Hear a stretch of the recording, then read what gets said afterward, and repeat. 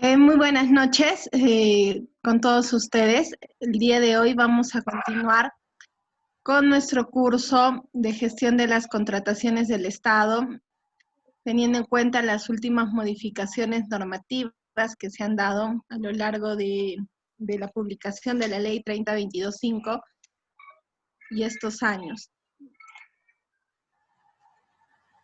Entonces, el día de ayer nosotros ya habíamos estado conversando sobre la primera fase de la contratación pública, en la cual habíamos visto que para poder contratar tenemos primero que planificar.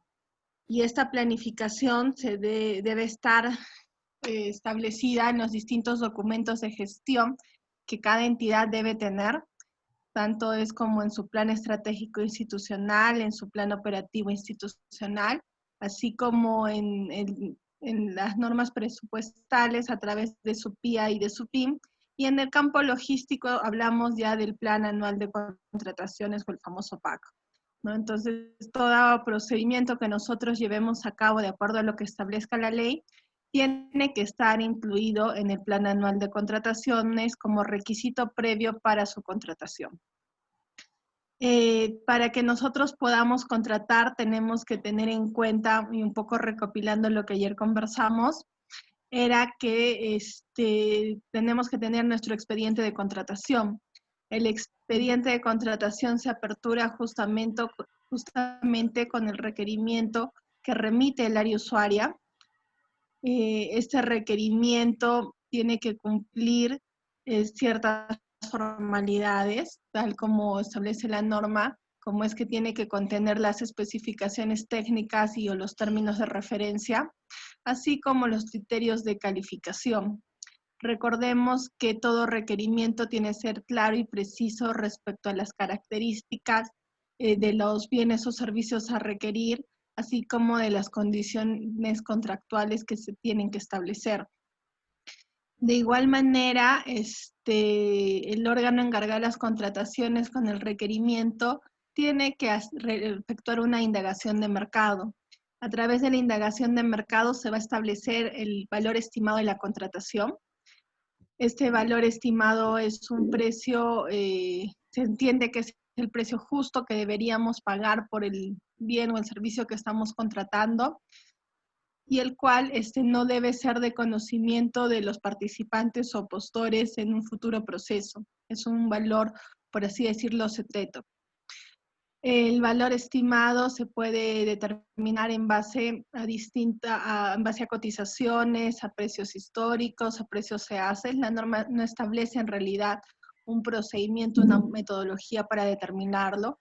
Ya depende un poco en realidad del criterio de la entidad o a los lineamientos que también como entidad nosotros podemos tener. A través de la indagación de mercado también tenemos que validar de que existe pluralidad de postores y pluralidad de marcas que pueden satisfacer nuestra necesidad, así como establecer algún posible criterio de factor de evaluación que en un futuro el comité podría considerar. Ya elaborado la indagación de mercado, tenemos que paralelamente elaborar el resumen ejecutivo, que es un documento que lo se ha establecido ya un formato, tanto para bienes como para servicios. Este resumen ejecutivo es una síntesis justamente de la indagación de mercado, y el cual es publicado al momento de convocar el procedimiento de selección. Con el requerimiento, la indagación de mercado y el resumen ejecutivo hasta ese momento, el siguiente paso es solicitar la asignación de recursos presupuestales suficientes para poder llevar a cabo el proceso. Tengamos en cuenta que sin dinero, sin recursos económicos, nosotros no podemos contratar. Entonces, habiendo establecido el valor estimado, tenemos que solicitar al área de presupuesto o la que haga sus veces la certificación presupuestal. Recordamos que la certificación presupuestal es por el ejercicio que nosotros en el cual estamos elaborando, en el cual estamos ejerciendo, y si nuestra contratación está vinculada a más de un ejercicio presupuestal, adicionalmente tenemos que solicitar que se nos emita la previsión presupuestal a cargo de que con el ejercicio del próximo año se nos otorgue una certificación. Si se cuenta con los fondos públicos suficientes, entonces este expediente hasta este momento, con toda la documentación mínima que ya hemos establecido, tiene que ser elevado al titular de la entidad o al funcionario al cual se le haya delegado esta atribución para que se pueda aprobar. No hay una formalidad tampoco para aprobarlo, puede ser a través de una resolución, un memo o hasta un simple proveído en el cual indubitablemente se manifieste la voluntad del aprobador y en el que se establezca qué expediente se está aprobando, ¿no? De manera fehaciente. Con el expediente aprobado se tiene que designar al órgano dentro de la entidad que se va a encargar del procedimiento de selección, que es lo último que vimos el día de ayer. El órgano a cargo del procedimiento de selección puede ser el comité especial para procesos de licitación pública, concurso público o selección de consultores individuales, o a su vez puede ser también el órgano encargado de las contrataciones para procesos de comparación de precios, para procedimientos de contratación directa, subasta inversa electrónica y adjudicación simplificada. Justamente estos últimos dos procesos de adjudicación simplificada o de subasta inversa, si bien la regla general de la norma nos indica que puede ser a través del órgano de contratación, la entidad también podría designar un comité de selección según la naturaleza y la envergadura de dicha contratación. Cuando la entidad decide designar un comité de selección, este tiene que estar conformado por 3 miembros titulares y 3 miembros suplentes. Los miembros titulares tiene que estar compuesto por un miembro del órgano encargado de las contrataciones, un miembro que tenga conocimientos técnicos de la contratación, no necesariamente del área usuaria. La norma no ha establecido que tiene que ser del área usuaria, sino alguien que tenga el conocimiento técnico respecto a los bienes o servicios que estemos contratando. Y un tercer miembro que ya queda a criterio de la entidad establecer de qué área o dependencia va a designarse. Los miembros suplentes, a su vez, tienen que corresponder al área del titular. Si tengo un miembro titular del OEC, mi suplente es del OEC. Si tengo un miembro titular con conocimientos técnicos, mi suplente debe tener conocimientos técnicos. Tengamos en cuenta que el cargo del comité de selección es irrenunciable, la responsabilidad es solidaria, los miembros del comité sesionan con la totalidad de sus miembros y los acuerdos se toman por unanimidad o por mayoría. Se tiene que levantar actas de todas las reuniones que tiene el comité de selección y las distintas decisiones que van adoptando a partir del momento que son designados. La designación puede ser también a través de una resolución, a través de un memorando o algún otro documento, el cual es notificado al titular, al presidente del comité. El presidente del comité a su vez va a llamar a los otros miembros para que sesionen. Normalmente el primer acto que tiene el comité es el de la revisión del expediente de contratación, verificando que se hayan cumplido las formalidades que la norma establece. Tenemos que verificar el requerimiento, que existe el requerimiento, que este esté completo. Tenemos que verificar también como comité si el proceso está en el plan anual o no está en el plan anual, porque si el proceso no está incluido en el plan anual, no vamos a poder convocar el procedimiento de selección. Entonces tendríamos que devolverlo al OEC para que solicite la inclusión de manera previa. Tenemos que verificar que se cuente con la certificación presupuestal, ya que sin dinero no podremos convocarlo. Tenemos que verificar también que esté aprobado.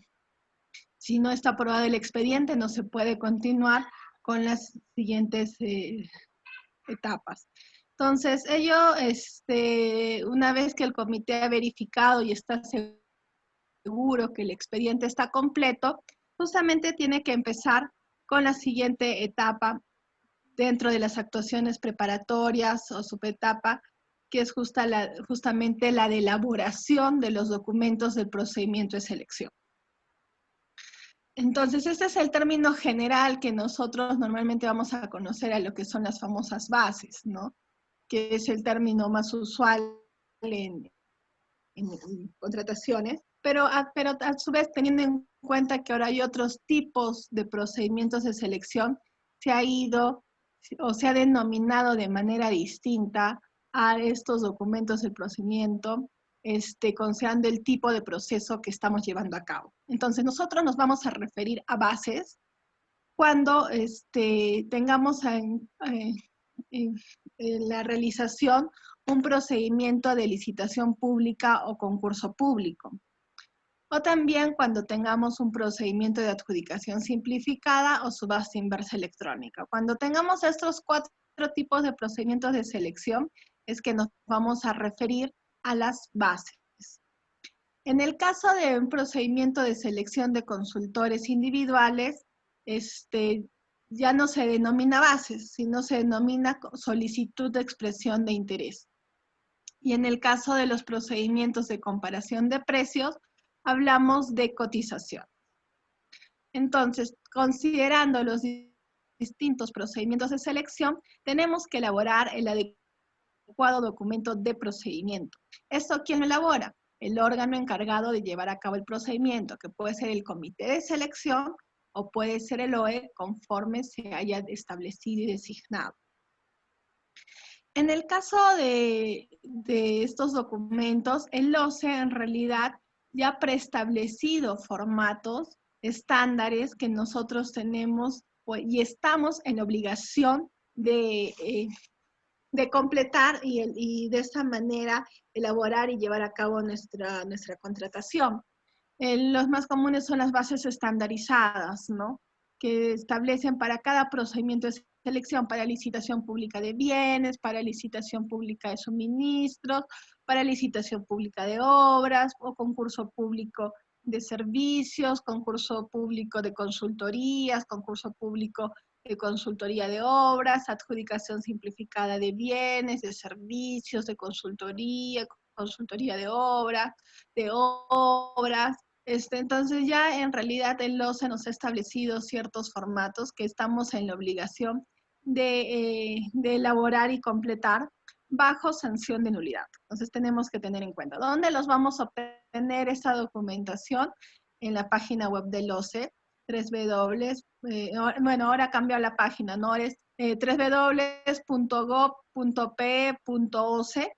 En la parte inferior nosotros vamos a encontrar una capite que dice documentos elaborados por el OCE, entonces ahí vamos a encontrar las bases estandarizadas y los documentos estandarizados, no solo bases, sino también de solicitud de expresión de interés y los formatos para llevar a cabo la comparación de precios y solicitar la cotización.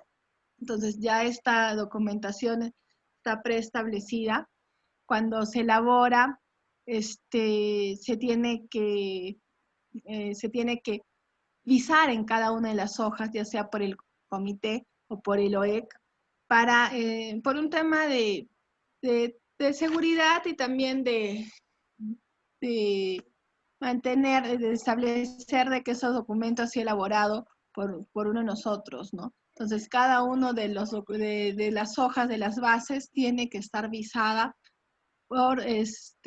tanto por el comité o del OEC. Y una vez que nosotros como órgano del procedimiento de selección hayamos culminado con su elaboración, tenemos que solicitar su aprobación al titular de la entidad o al funcionario al cual se le haya delegado esta atribución. Cuando nosotros elaboramos los procedimientos de selección y vamos a descargar las famosas bases estandarizadas, vamos a tener en cuenta que hay una sección general y una sección específica. La sección general, y tal como lo vamos a ver en las mismas, indica que no la podemos modificar. En realidad es una descripción normativa del procedimiento de selección y de cada una de las etapas que este tiene. Entonces, no se puede modificar, se tiene que mantener Nosotros tenemos como órgano encargado del procedimiento, tenemos que empezar a trabajar desde la parte de la sección específica. En esta sección específica está dividida en 5 capítulos y anexos. En el primer capítulo vamos a establecer las consideraciones generales en las cuales vamos a poner cuál es la descripción, la denominación de nuestra contratación. Vamos a establecer el objeto contractual, el sistema de contratación, la normativa que también regula esta contratación. En el capítulo 2 ya se va a establecer los documentos de la oferta. Tenemos que indicar cuáles son los documentos para la admisibilidad, los documentos facultativos, los documentos de calificación, así como los documentos para el perfeccionamiento del contrato. En el capítulo 3 se tiene que establecer el requerimiento, es donde tenemos que establecer, donde tenemos que pegar o transcribir las especificaciones técnicas y los términos de referencia, así como los criterios de calificación. El capítulo 4 está relacionado a los factores de evaluación y el capítulo 5 a la proforma del contrato. Y de ahí ya viene la relación de anexos. Entonces, nosotros tenemos como órgano encargado del procedimiento elaborar adecuadamente las bases, consignando la información que obra en el expediente de contratación. No tenemos nosotros, en la mayoría de los casos, que crear esta documentación. En realidad es información que ya obra en el expediente y de acuerdo a esta nosotros tenemos que irla transcribiendo. Entonces en el requerimiento indica cuál es el sistema de contratación, entonces nosotros veremos en el requerimiento suma alzada, precios unitarios y lo consignaremos. Me indica la modalidad, llave en mano, no corresponde o concurso oferta, entonces consignaremos. Nos establece cuál es el plazo para contratar, entonces también es información que va a obrar en la parte del requerimiento. Los documentos obligatorios, de igual manera, de la lectura que nosotros realicemos de las especificaciones técnicas y los términos de referencia, podremos ver qué documentación es la que el área usuaria ha considerado necesaria para llevar a cabo la contratación y que se consignará. Y finalmente, en el tema de los criterios de calificación, de igual manera, forman parte del requerimiento y por lo cual tendríamos que establecerlos dentro de del capítulo 3. Los criterios de calificación para el caso de bienes y suministro de bienes pueden ser la capacidad legal, la experiencia del postor y la capacidad técnico y profesional, solo en el caso de procedimientos en los cuales se esté contratando bajo la modalidad de llave en mano. Entonces, la habilitación es de corresponder, no para todos los procedimientos de selección se va a establecer habilitación. La habilitación depende el requisito que debe tener el postor para poder llevar a cabo la contratación. Y nosotros, no todos los procedimientos van a requerir también que contemos con una habilitación, depende de la naturaleza de la contratación, pero si es necesaria, porque hay una disposición normativa que lo regula, hay que consignarlo. Por ejemplo, nosotros vamos a adquirir fuentes de iridio, no cualquier empresa puede vender fuentes de iridio, son productos controlados y tiene que tener la empresa una autorización del IPEM para poderlo comercializar. En este sentido, nuestro requisito de habilitación sería la autorización del IPEM. De igual manera, si vamos a comprar insumos químicos controlados, tenemos que consignar de igual la autorización del proveedor o del postor por parte de SUNAT para poder comercializar esos productos. Entonces, dependiendo de la naturaleza de la contratación, es que vamos a requerir. Si vamos a comprar mobiliario, en el caso de mobiliario no hay ninguna disposición legal que obligue que los proveedores tienen que registrarse bajo algún campo normativo, entonces no correspondería solicitar. En el caso de la experiencia del postor, nosotros sabemos que la experiencia se mide en mérito de las ventas que haya podido realizar las personas naturales o jurídicas que se presenten al procedimiento de selección, ya que se considera que la experiencia es la práctica reiterada de una actividad en el tiempo. Se entiende que mientras más un proveedor venda, tiene mayor experiencia. De la buena y de la mala, necesariamente. A veces también hay ventas que no son del todo ventajosas, pero uno va aprendiendo. Entonces, justamente es lo que se va a considerar para, se tiene que considerar. Y bueno, la capacidad técnica está vinculada únicamente cuando hay procesos en los cuales no solo contratamos la adquisición del bien, sino también la instalación, y requerimos que este personal que va a realizar la instalación tenga algún tipo de experiencia específica. Vamos a comprar un tomógrafo, obviamente no cualquier personal o técnico puede realizar la instalación de un tomógrafo, considerando la naturaleza de este tipo de equipos. En ese sentido, necesitaremos establecer la experiencia que tenga el personal técnico en instalación de tomógrafos y de la marca. Podríamos hacer de experiencia en la instalación de tomógrafos iguales o similares a los que, al cual nosotros estamos requiriendo. Al elaborar las bases, hemos establecido que hay que establecer los criterios de calificación que ya están preestablecidos en el requerimiento, pero también el comité de selección puede establecer los factores de evaluación. Esta sí es una decisión discrecional del comité. Los únicos que establecen factores de evaluación son los miembros del comité de selección o el OEC cuando es el encargado de llevar a cabo el procedimiento de selección. ¿Qué es lo que nosotros podemos evaluar? En principio es el precio, es el factor obligatorio, por así decirlo. El precio lo podemos evaluar, establecer un puntaje entre 50 y 100 puntos. Ya muchas de las entidades en realidad no se complican estableciendo otros factores y solo establecemos el único factor, el precio, a 100 puntos y que gane la mejor oferta, o mejor dicho, la oferta más baja. Entonces ya depende de la entidad. Pero también tenemos otros factores que podríamos nosotros estar evaluando, como es el plazo de entrega, la sostenibilidad ambiental y social vinculados justamente al principio de sostenibilidad ambiental y social, en los cuales podríamos solicitar certificación de un sistema de gestión de responsabilidad social o dependiendo de la naturaleza, en este caso el ejemplo es de responsabilidad hídrica porque justamente estamos haciendo una contratación vinculada a ello. Podemos también establecer un factor de evaluación de protección social y desarrollo humano, dependiendo de la naturaleza de la contratación, en el cual se puede solicitar el sello de una empresa segura, libre de violencia y discriminación contra la mujer o contratación con personas con discapacidad.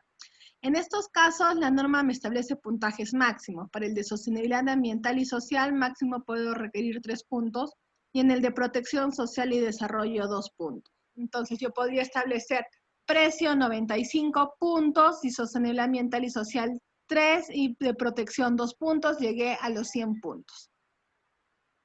Hay otros criterios también que se puede establecer, el de integridad en las contrataciones públicas. Este es el famoso ISO anticorrupción, siempre y cuando los procedimientos sean mayores a 400.000 soles, es decir, estamos hablando únicamente de procesos de licitación pública. Para adjudicaciones simplificadas no lo podríamos requerir. Garantía comercial del postor, disponibilidad de repuestos y servicios, capacitación del personal de la entidad o alguna otra mejora.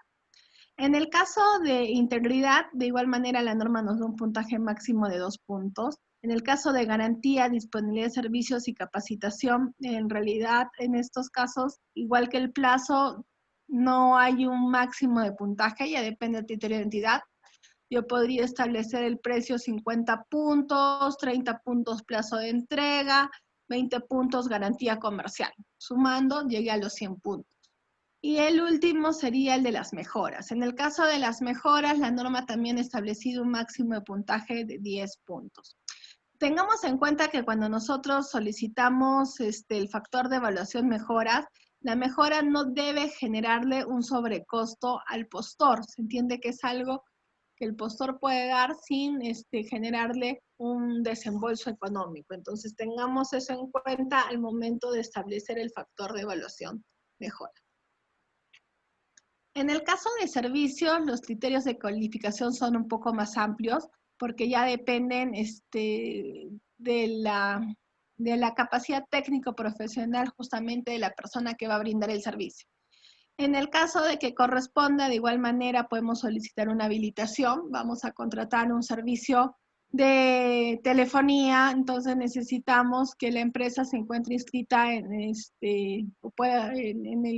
Ministerio de Transportes y Comunicaciones, vamos a solicitar un servicio de vigilancia, entonces necesitamos que la empresa tenga el registro de empresa de intermediación laboral para poder brindar el servicio de dotación de personal y a su vez tenga el registro, la autorización por parte de su CAMEC para poder brindar los servicios de vigilancia. Entonces ya son disposiciones normativas que regulan y que tendríamos nosotros que requerir. Yo he visto en muchas bases, por ejemplo, que solicitan como habilitación del RUC o solicitan que el proveedor no esté inhabilitado para contratar con el Estado o que tenga registro nacional de proveedores de bienes y servicios. En realidad, no, estos tres documentos no corresponden o no entran dentro de este ámbito de habilitación, ya que son intrínsecos a la empresa, porque toda empresa para poder contratar con el Estado, en principio tiene que tener RNP. Si no, es más, no se le permitiría inscribir. Toda empresa para contratar con el Estado o toda persona natural para contratar con el Estado tiene que tener su RUC. Entonces tampoco corresponde solicitarlo, porque ya es un requisito intrínseco a la empresa para poder, es más, el RUC se le solicita para poder sacar el RNP, uno depende del otro. Entonces no entra dentro del campo de la habilitación, que es un requisito especial que se le exige al proveedor en mérito de la naturaleza de la contratación para poderse presentar. Como les comentaba, en el caso de servicios, se puede solicitar de manera facultativa otros criterios de calificación en el requerimiento, como son el equipamiento estratégico, infraestructura estratégica, calificación del personal clave. Dentro de este tenemos la formación académica, su capacitación o la experiencia del postor. Estos están vinculados directamente a la contratación del servicio. Por ejemplo, nosotros vamos a contratar un servicio de mantenimiento de nuestras unidades vehiculares, las ambulancias, los autos que nosotros tengamos, y en este caso necesitamos que el taller al cual vamos a contratar nos dé ciertas medidas, tenga ciertas medidas de infraestructura, ¿no? Necesitamos que tenga tal vez una determinada área, podemos establecer que tenga un área de 1000 metros cuadrados, que esté totalmente cercado para darle seguridad a los vehículos que estamos remitiendo, que tenga, no sé, una grúa para poderlo levantar, o ese pozo donde los ponen para hacerle el cambio de aceite, ¿no? Entonces, formaría parte de su infraestructura. Asimismo, podemos establecer también cierto equipamiento que tiene que tener este taller, como son cierto tipo de maquinarias para poder realizar o prestar el servicio de manera idónea. Entonces, a su vez, podemos solicitar también que las personas que van a prestarnos el servicio tengan ciertas calificaciones, ¿no? Obviamente necesitamos que tengan un ingeniero mecánico, tal vez como jefe o responsable del equipo de trabajo, ¿no? Entonces ahí le vamos a pedir su título profesional, vamos a pedir que tenga tal vez ciertos cursos, dependiendo los vehículos que nosotros tengamos. Entonces, tal vez en el caso de las ambulancias, que tenga algún curso en vehículos sanitarios, no sé, qué sé yo, ¿no? Entonces, podemos establecerlo. De igual manera, así como le pedimos su formación académica al personal clave, que en este caso sería nuestro ingeniero mecánico, podemos también establecer que tenga ciertos años trabajando en mantenimiento de vehículos, ¿no? Como jefe de equipo, jefe de mecánicos, entre otros. Entonces, en el requerimiento ya la usuaria debe establecer estas consideraciones, que el comité lo único que va a hacer es transcribirlo en las bases. Y la experiencia del postor está vinculada justamente a la facturación que pueda tener la empresa o la persona natural que se esté presentando. En cuanto a los factores de evaluación que se pueden consignar, son básicamente los mismos que en su gran mayoría que se han consignado en el caso de bienes. De igual manera es el precio entre 50 a 100 puntos, es obligatorio, siempre tenemos que evaluar el precio. La norma ya establece una fórmula, al menor precio le vamos a dar 100 puntos y al resto de ofertas se le dará de manera inversa proporcional, es una regla de 3 simple inversa la que se aplica. Podemos evaluar también el plazo de la prestación del servicio, sostenibilidad ambiental y social, protección social y desarrollo humano, integridad de las contrataciones, aquí está el ISO anticorrupción, a diferencia de bienes que teníamos que era para contrataciones mayores a 400.000 soles, en el caso de servicios no se ha establecido este limitante.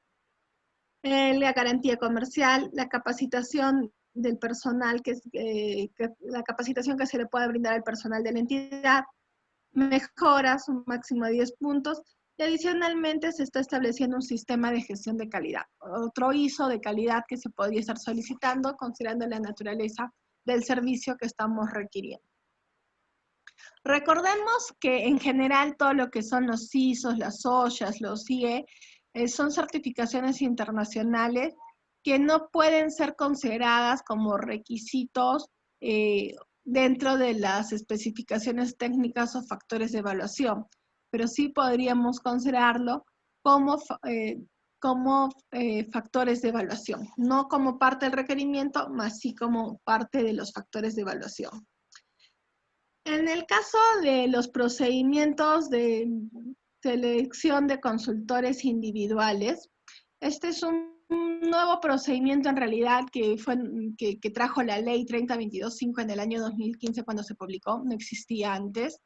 Este tipo de selección se da únicamente para el caso de consultorías. Nosotros necesitamos realizar la consultoría en la entidad, vamos a contratar a un consultor, a una persona que nos realice nuestros planes de seguridad y por ello no vamos a llevar a cabo un procedimiento de selección estándar, sino vamos a establecer, dependiendo de la cuantía, llevar a cabo el proceso de selección de consultores individuales. Cuando nosotros contratamos a través de este procedimiento, cuando solo vamos a contratar un consultor, no necesito un equipo de trabajo, no necesito al jefe de seguridad con su asistente o con un auxiliar, no, solo necesito contratar a una persona que ella misma pueda realizar el trabajo, valga la redundancia. Y entonces lo que yo voy a evaluar acá, más que el tema del precio, porque acá no se discute el precio va a ser el valor estimado de la contratación, lo que yo voy a evaluar acá son sus calidades profesionales.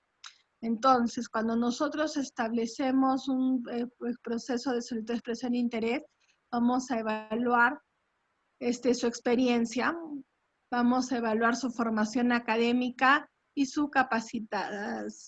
la capacitación que puede. Entonces, y además vamos a tener una entrevista, en lo cual nosotros de manera objetiva tenemos que establecer ciertos parámetros de evaluación y en base a ello poder seleccionar al mejor profesional dentro del medio que nos pueda brindar esa consultoría. Entonces, la norma establece factores de evaluación también, de experiencia en la especialidad, 60 puntos, porque me interesa cuántos servicios similares a los que nosotros estamos requiriendo ha hecho, porque eso le da mayor experiencia. La formación académica, 30 puntos, y como requisito de calificación le solicité que tenga título profesional. Como factor de evaluación podría solicitarle que tenga una maestría, un doctorado o alguna especialización, y en base a eso le daría mayor puntaje. Capacitación, si como requisito de calificación establece una capacitación de 3 años en temas de seguridad, como factor de evaluación podría evaluar 4 o 5 años en temas en cursos vinculados a seguridad. Y finalmente la entrevista, que son 10 puntos. Son factores obligatorios que siempre tenemos que tener en cuenta para poder obtener de esta manera al mejor profesional. Acá en este tipo de procesos, como les indico, no vamos a discutir el precio. El precio que el postor va a cobrar es el valor estimado que hayamos determinado y lo único que se va a discutir es las calidades profesionales.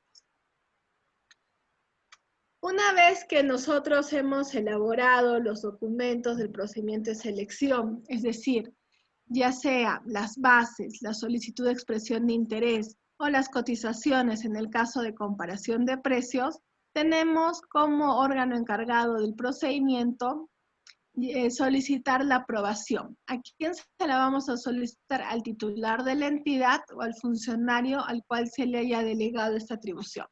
La aprobación obligatoriamente es por escrito. El documento ya depende de acuerdo a la naturaleza de la entidad, ya sea a través de un acto resolutivo o algún otro documento en el cual indubitablemente se pueda desprender que la persona autorizada aprobó esas bases.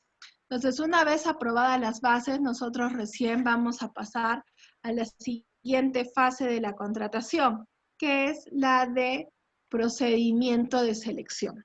Entonces, recapitulando un poco, toda actuación preparatoria que debe tener. Debo tener mi proceso en el PAC para poder convocar.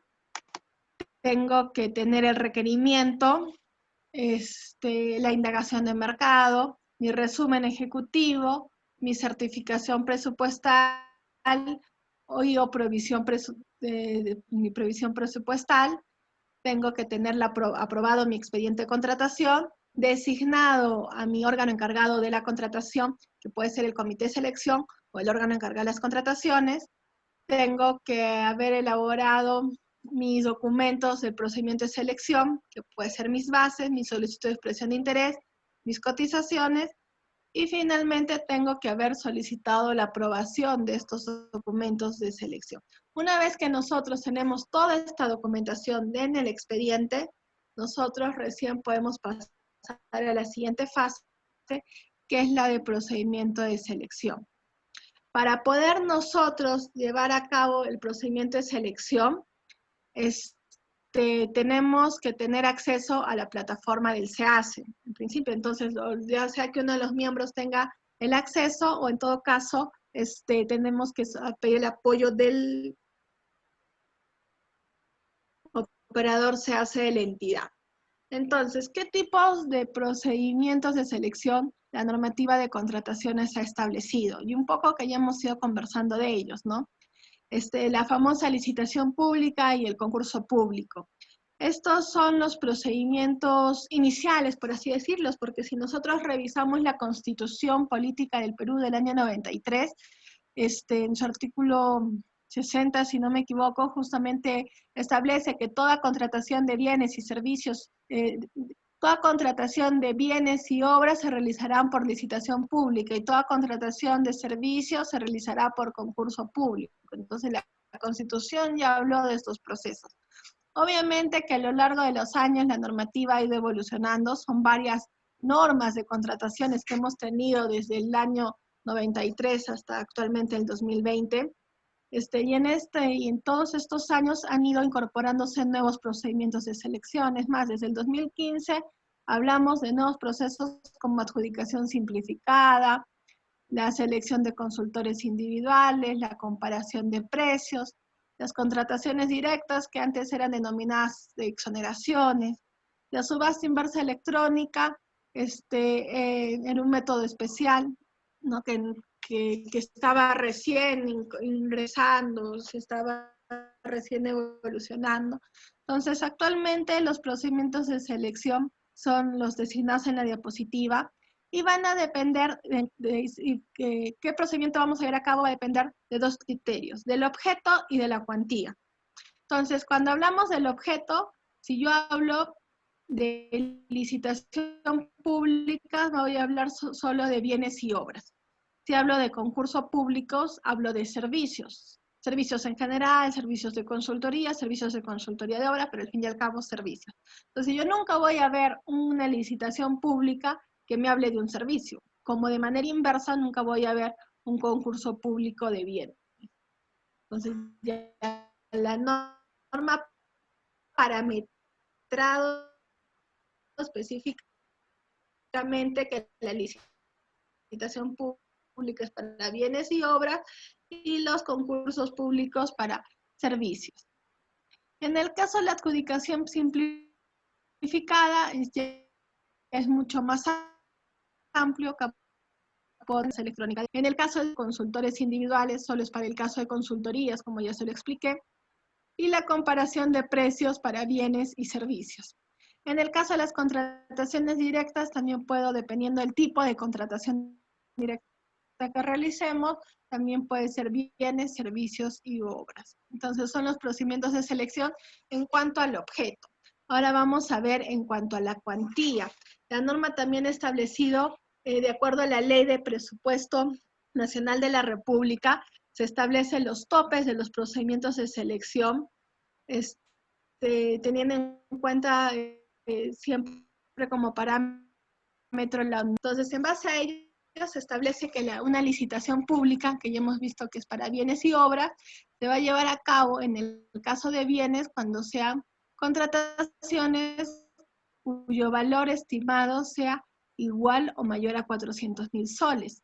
Y en el caso de obras, cuando su valor referencial sea igual o mayor a 1.800.000 soles.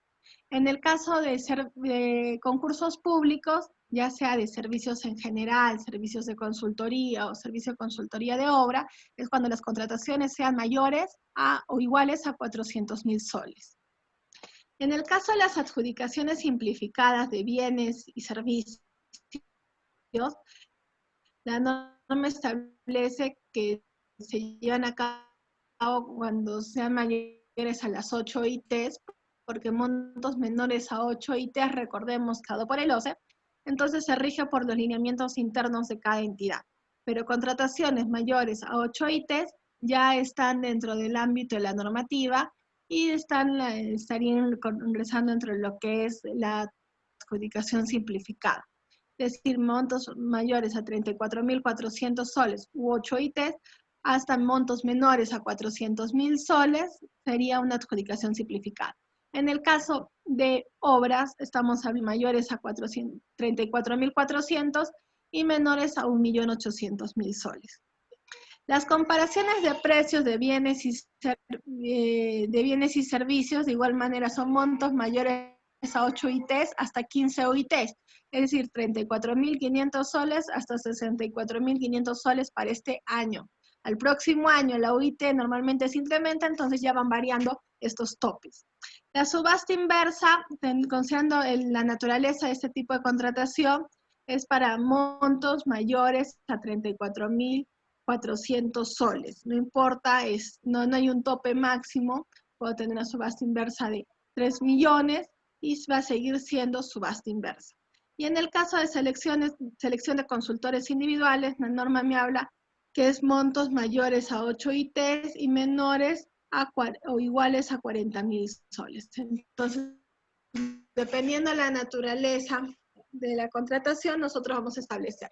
Por ejemplo, nosotros tenemos un proceso de adquisición de equipos de rayos X por un monto estimado de 380.000 soles. ¿Qué procedimiento sería? Entonces, monto de 380.000 es un monto menor a 400.000, entonces estamos hablando de una adjudicación simplificada.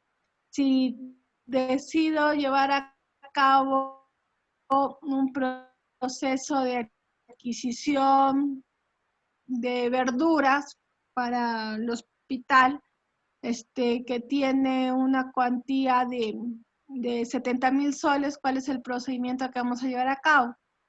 Normalmente las verduras están sin inversa electrónica. Entonces nosotros tenemos que tener en cuenta ello para determinar adecuadamente y correctamente cuál es el tipo de procedimiento de selección que se debe llevar a cabo.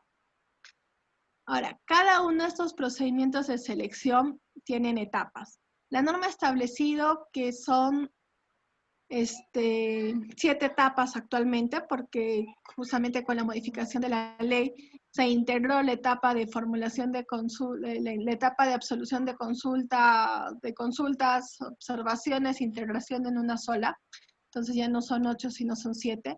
Entonces, una licitación pública y un concurso público de servicios en general, ¿cuánto tiempo nos va a llevar tomar a cabo? La norma ha establecido ya plazos para estos procesos. Entre cada una de las etapas nos está estableciendo plazos. Entonces, nosotros convocamos el proceso, tenemos nuestro usuario se hace y está aprobado nuestras bases, entonces el siguiente paso es convocarlo.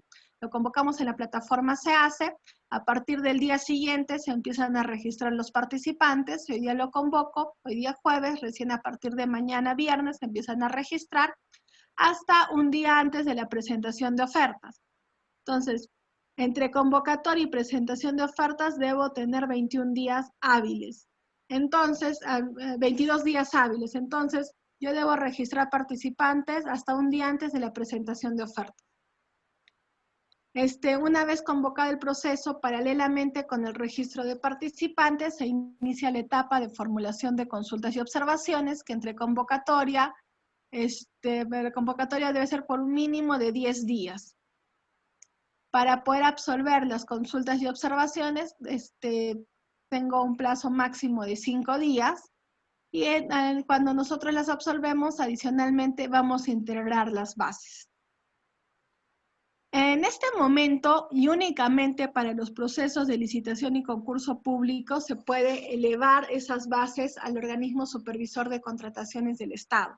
Si el postor que formuló la consulta o la observación no se encuentra de acuerdo con la absolución de la misma y considera que esa transgrede la normativa de contrataciones, puede solicitar al OCE que las revise. Una vez elevado, el OCE tiene un plazo de 12 días para emitir su pronunciamiento. Entonces, una vez absueltas las consultas, observaciones, integrar las bases y que no se haya formulado la elevación, o en el caso que se haya formulado la elevación, se haya emitido el pronunciamiento, se pasa a la siguiente etapa, que es la presentación de ofertas. Entonces, absuelta las consultas o absuelto el pliego, el pronunciamiento, son 7 días para presentar ofertas.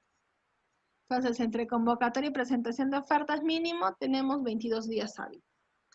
Las ofertas se presentan de manera electrónica en un único día y a partir del día siguiente ya se podrían evaluar. Se evalúan, se califica y podemos otorgar la buena pro. Ya no hay un plazo para la evaluación, la calificación y el otorgamiento de la buena pro. Va a depender de la naturaleza de la contratación, la cantidad de ofertas que tengamos, la cantidad de documentación. Tal vez no son muchos postores, pero sí la documentación es extensa. Entonces, dependiendo de la complejidad del mismo, se debe evaluar, calificar y otorgar la buena pro. Ya el comité determinará en su cronograma. En el caso de concursos públicos de consultorías en general y consultoría de obra, es similar el calendario, pero lo que radica la diferencia en que en un proceso de licitación o servicio en general, primero evaluamos, luego calificamos y otorgamos la buena pro. En este caso se invierte la evaluación con la calificación. Entonces, presentan los consultores oferta, primero voy a calificarlo porque me interesa la parte técnica del consultor que me va a ejecutar el servicio, y recién cuando ha calificado voy a evaluarlo, es decir, le voy a dar el puntaje. Y de ahí otorgamos la buena pro. Las adjudicaciones simplificadas son procesos mucho más rápidos, mucho más ágiles. Entre convocatoria y presentación de ofertas no debe ser mayor, es un mínimo de 7 días. Para formular consultas y observaciones también hablamos de un mínimo de 2 días y un máximo de 2 días para absolverlas.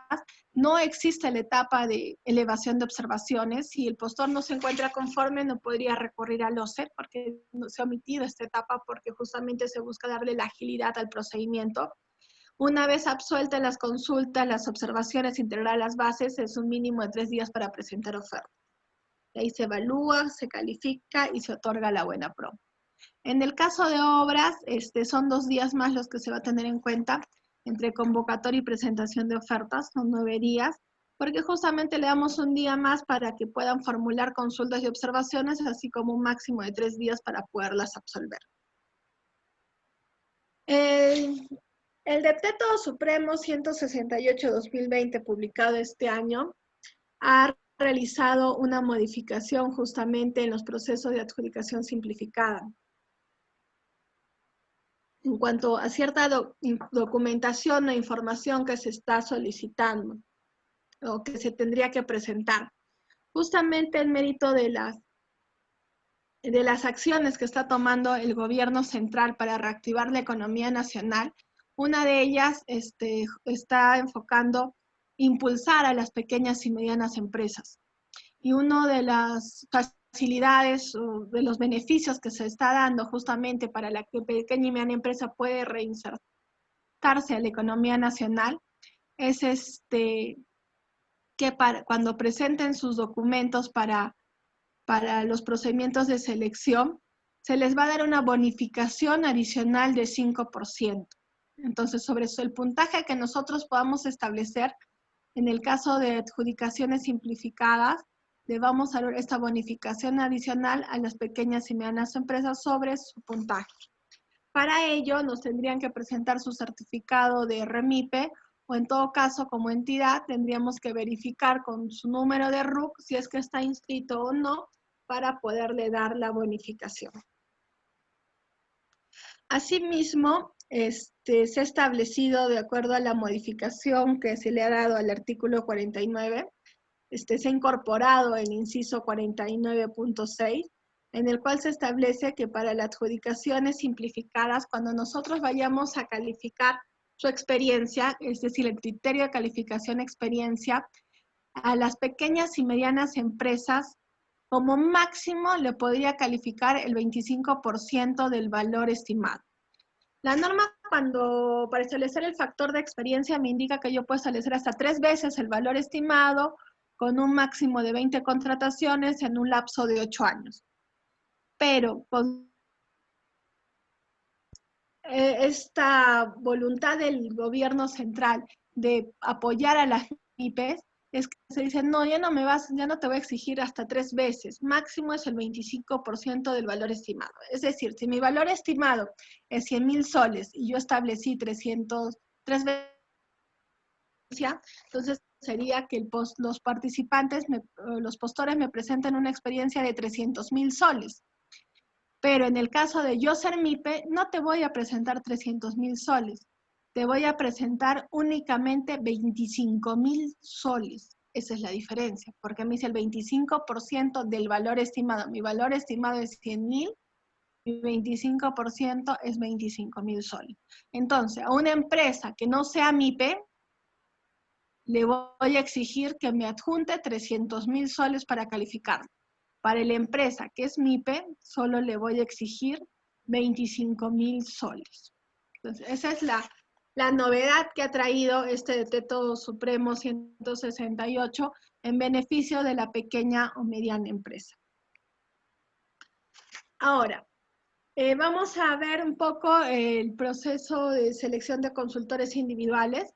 La norma nos establece que entre convocatoria, registro de participantes y recepción de las expresiones de interés, una vez que hemos recepcionado las expresiones de interés, se tiene que calificar como máximo 3 días y otorgar la buena pro. La buena pro es como un máximo de un día siguiente de las entrevistas. Entonces nosotros calificamos, establecemos nuestra experiencia, la calificación. La norma no establece un plazo para las entrevistas, ya dependerá de la cantidad de participantes y la disponibilidad de tiempos también de entidad.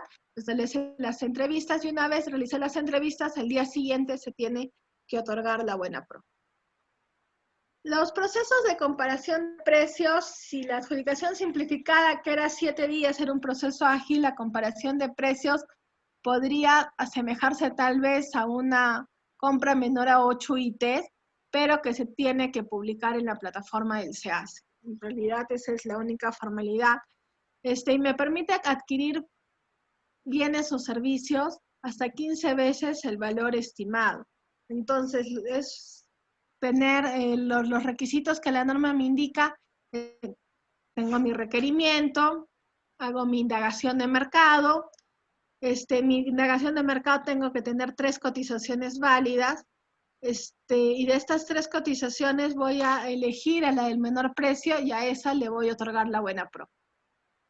Entonces, realizada mi indagación de mercado, obviamente tengo que tener mi certificación presupuestal, apruebo mi expediente en el cual ya propongo que el procedimiento que voy a solicitar es una comparación de precios y previamente se tiene que cumplir estos requisitos. Este es un artículo que también ha sido modificado por el Decreto Supremo 168/2020,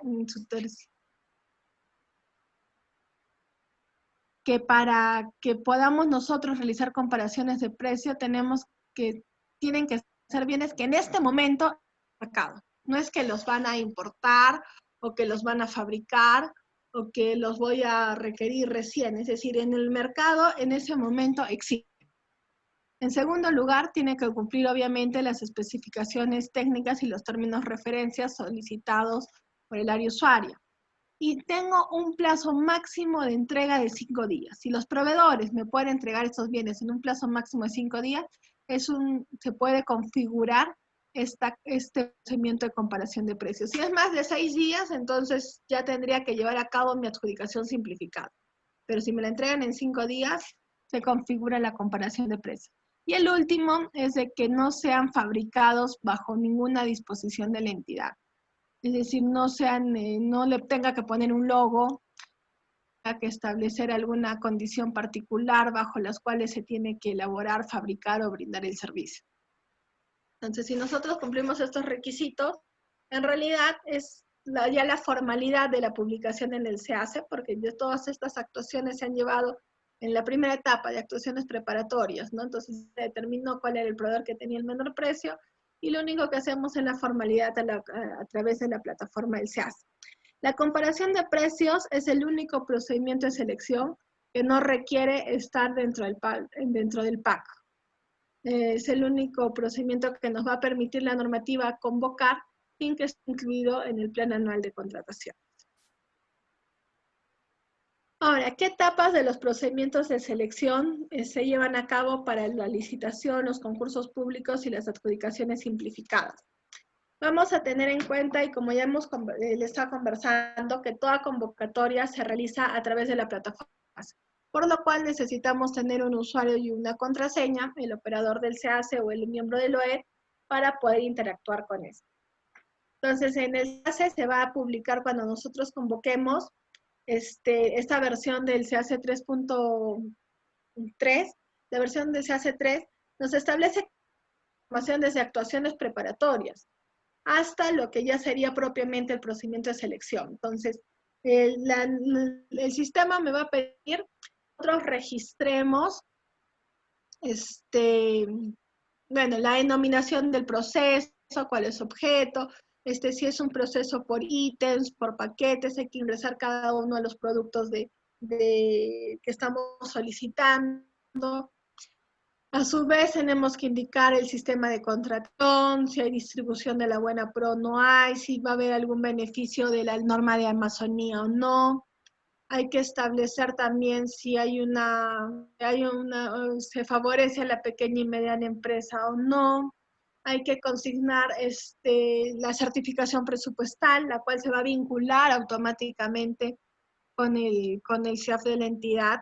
Consignamos en una certificación y se vincula y un poco que ahí el dinero se amarra y ya no lo podríamos utilizar para otro fin que no sea nuestro procedimiento de selección. Tenemos que adjuntar también una copia de la previsión presupuestal, en el caso de que se esté vinculado a más de un ejercicio presupuestal. Tenemos que adjuntar el resumen ejecutivo. Nos va a solicitar también los datos de la aprobación del expediente, la designación del órgano encargado que lleva a cabo la contratación, los miembros del comité de selección o el miembro del OEC. Hay que consignar la aprobación de las bases. Entonces, toda esa documentación en el molde de actuaciones preparatorias tenemos que consignar. Una vez que la consignamos, la aprobamos, tenemos que consignar también el tenograma, el procedimiento de selección, y de ahí adjuntar las bases, ¿no? Adjuntamos las bases, se va a la consola de selección y ahí ya lo podemos publicar. Se publican las bases y el resumen ejecutivo y bajo sanción de nulidad, ¿no? Ahora, ¿qué sucede? Nosotros nos estuvimos distraídos, teníamos mucha carga y en vez de publicar las bases de la adjudicación simplificada 1, publico las bases de la adjudicación simplificada 2. Entonces, en ese caso, y por única vez, en el mismo día de la convocatoria, el sistema me permite cargar unas nuevas bases o un nuevo resumen ejecutivo. Entonces, nosotros convocamos y entonces tenemos que tener la costumbre siempre de ingresar nuevamente. Convoqué, entonces ingreso a la plataforma, veo y digo, abrir bases. Entonces tengo que ver si son mis bases o no son mis bases, porque si no estoy incurriendo en un vicio de nulidad. Si son mis bases, quedo tranquilo, entonces espero que se vaya desarrollando el proceso. Pero si no son las bases, entonces solo ese día y por única vez me va a permitir cargar nuevamente el archivo.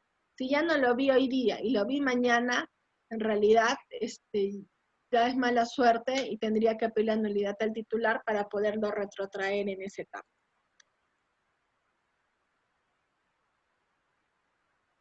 Una vez convocado el proceso de selección, a partir del día siguiente se pueden registrar los participantes. Para poderse registrar, tengo que tener Registro Nacional de Proveedores vigentes y no tengo que ser inhabilitado. El sistema me hace ese control en realidad. El registro es electrónico, así como tenemos un usuario y una contraseña como entidad, el proveedor también tiene su usuario que es su RUC y su contraseña, que es su clave RNP, y con ella puede interactuar. Y finalmente es gratuito.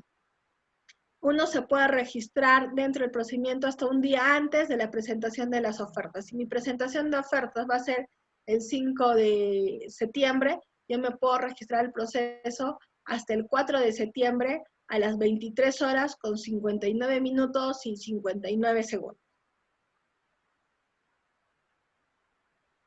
Una vez que yo me haya registrado al proceso, se me da derecho a poder formular consultas y observaciones. Las consultas son pedidos o aclaraciones que nosotros le pedimos que el comité o el OEC nos puedan dar respecto a algún aspecto de las bases, ¿no? En las bases, en la sección específica, capítulo 1, dice que el plazo de entrega es de 35 días, pero en el capítulo 3, especificaciones técnicas, me dice que el plazo de entrega es de 40 días. Entonces, ¿es 35 o es 40 días? Entonces le digo, señores comité, me aclaren cuál es el plazo de entrega que corresponde. Entonces, obviamente lo que rige son las especificaciones técnicas, aclararemos que el plazo de entrega es 40 días.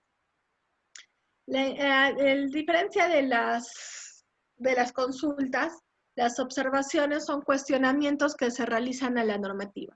Si nosotros no nos encontramos conforme con alguna disposición porque consideramos que esta transgrede la ley de contrataciones o las normas del sector o algún otro dispositivo legal, entonces podemos formular una observación. Nosotros verificamos que en las bases se han establecido marcas o alguna disposición que dirija el proceso a la compra de una determinada marca, entonces podemos formular nuestra observación, ¿no? Haciendo de conocimiento que el procedimiento de selección está consignando disposiciones en las cuales se establece que ese bien solo puede ser cumplido por la marca tal, lo cual transgrede el artículo 29 del reglamento de la Ley de Contrataciones del Estado, la Directiva 4/2016 del OCE, el principio de libertad de concurrencia, el principio de imparcialidad, el principio de igualdad de trato. Entonces, en ese sentido, nosotros vamos a indicar cuáles las normas que se están transgrediendo. De igual manera, una vez que el proveedor ha formulado las consultas y observaciones, el comité o el OEC tiene que absolverlas de manera clara, sustentada, fundamentada, por qué motivo la acepto, por qué motivo no la acepto. Tengo que indicar también al momento de absolver,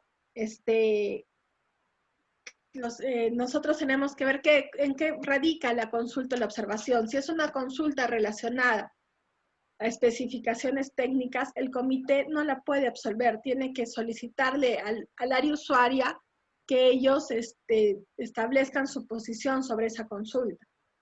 Y en base a lo que el área usuaria les responde es que el comité trasladará la respuesta en el pliego absolutorio. Si es un cuestionamiento, tal vez sobre sobre el precio, en el caso de una consultoría o una obra, entonces de igual manera el comité no podría absolverlo y tendría que derivarlo al órgano encargado de las contrataciones como ente que elaboró la indagación de mercado para que lo pueda absolver. Tengamos en cuenta que bajo ninguna circunstancia las bases se pueden modificar salvo por consultas o observaciones. Entonces también nos tenemos que centrar en lo que nos están requiriendo los postores al momento de absolver y no hacer ninguna modificación adicional a las mismas. Una vez absuelto las consultas y observaciones de manera sustentada, se tiene que realizar la integración de las bases, es decir, las modificaciones que se tengan que establecer de acuerdo a lo que nosotros hayamos podido aclarar o de acuerdo a lo que nosotros hayamos podido acoger en las observaciones. Entonces, las bases integradas son las reglas definitivas del procedimiento de selección, las cuales han sido justamente modificadas en mérito de una consulta o una observación. Adicionalmente, en el caso de licitaciones o concursos públicos, si se elevó ante el OCE y el OCE emite un pronunciamiento, es el OCE quien va a integrar las bases de acuerdo a lo que establece su pronunciamiento para que se pueda continuar con el proceso de selección. Cuando existe una divergencia entre lo que dice el pliego absolutorio de consultas y observaciones y la integración de bases, lo que va a primar es el pliego absolutorio. Si nosotros en nuestro pliego absolutorio aclaramos que el plazo de entrega era de 40 días, pero no hicimos esa modificación en las bases, entonces el postor va a tener como documento que prima sobre las bases integradas va a ser el pliego absolutorio. Entonces va a tener en cuenta, el pliego dijo que es 40 días, entonces el plazo de entrega es 40 días. Asimismo, en el caso que el pliego absolutorio de consultas y observaciones incurra en alguno de los supuestos de nulidad, corresponde al titular de la entidad declarar la misma, ¿no? Se verificó que existe un vicio, porque se estuvo solicitando marcas y no se puede requerir, entonces tendría el comité que solicitar al titular de la entidad que se declare la nulidad del proceso para que se retrotraiga hasta la etapa de convocatoria con nueva reformulación de especificaciones técnicas por haber establecido justamente especificaciones que dirigían el proceso a una marca en particular.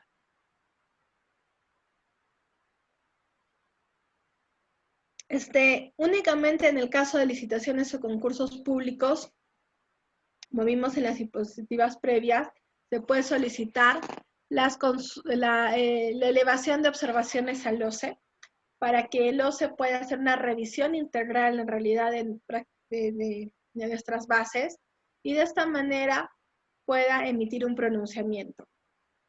Una vez integradas las bases, el comité, los postores tienen un plazo de 3 días para presentar su elevación, la cual es virtual. Tiene que hacer previamente un pago ante el OCE, en la cuenta del OCE tiene que abonar un monto casi de 1.900 soles, si no me equivoco, para que el OCE pueda emitir el pronunciamiento.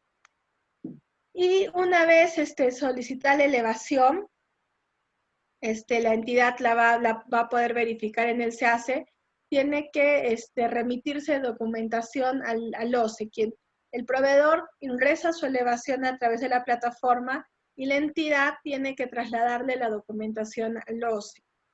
En esta documentación, lo que se solicita es un informe técnico en el cual la entidad establezca cuál es su posición sobre las consultas y observaciones que se están elevando.